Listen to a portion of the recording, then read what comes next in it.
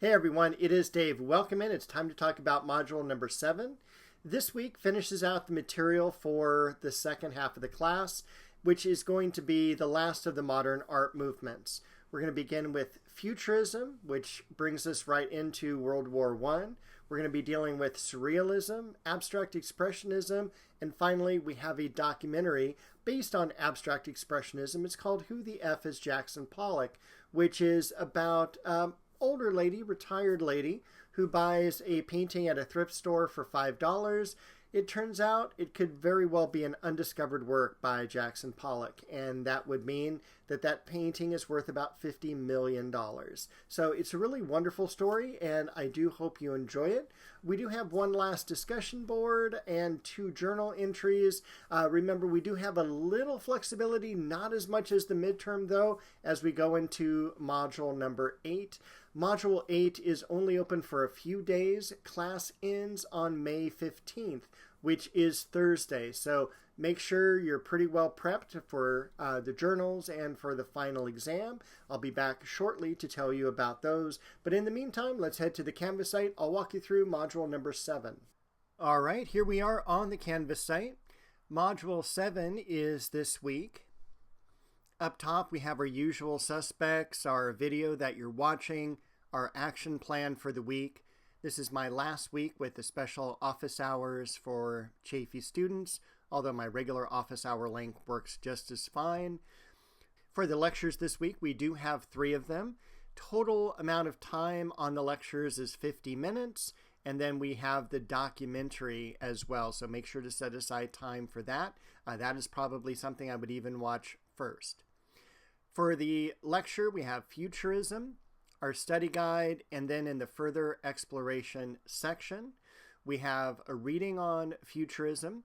We have the Futurist Manifesto, which is going to be our journal entry for the week. We've got a video of the reading of the Futurist Manifesto, so if you don't want to read it, it can be read to you. And also another general video on Futurism that is worth watching. So please take some time to do that.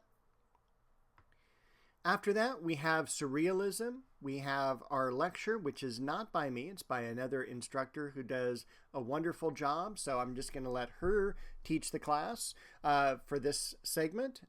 Then we have our study guide. And then in the further exploration section, there's just the one video about Dali's famous painting, The Persistence of Memory with the Melting Clocks. Our final lecture of the semester is going to be on Abstract Expressionism. I've got the lecture, the study guide, and then in the further exploration section, it is important to watch the Mark Rothko auction video. It's amazing how much these artworks sell for, even though it looks like a child could do them. And then if you ever get a chance after the semester's over, if you're interested in Jackson Pollock or Abstract Expressionism, or just watching a really good film, Pollock, that scarily came out 25 years ago, is a fantastic film. It was up for Best Picture, many Academy Award nominations. I believe it won Best Actress, and it was a fantastic film. Sadly, Val Kilmer is in it as well with his passing. The next thing we have to do is the documentary. So the documentary is on this lady, Terry Horton, and she buys a painting basically as a joke for her friend who was not feeling well. She buys it at a thrift shop. She spends $5 on it, but it comes out this could be an undiscovered work by Jackson Pollock. The film goes about showing her ways of authenticating the painting. So it's a really great film. She's a lot of fun. She has passed away now, which is sad. She did not sell the painting in her lifetime. We have the movie guide. The movie guide is going to be for journal number 12. And then the further exploration section has a link to an article about her, as well as the last known interview with her. And he spelled her name wrong, but that's okay. But you can kind of see how she acted and how she talked outside the camera, which is basically her in front of the camera as well. She was just a lot of fun. And we're going to hit the journal entries real quick.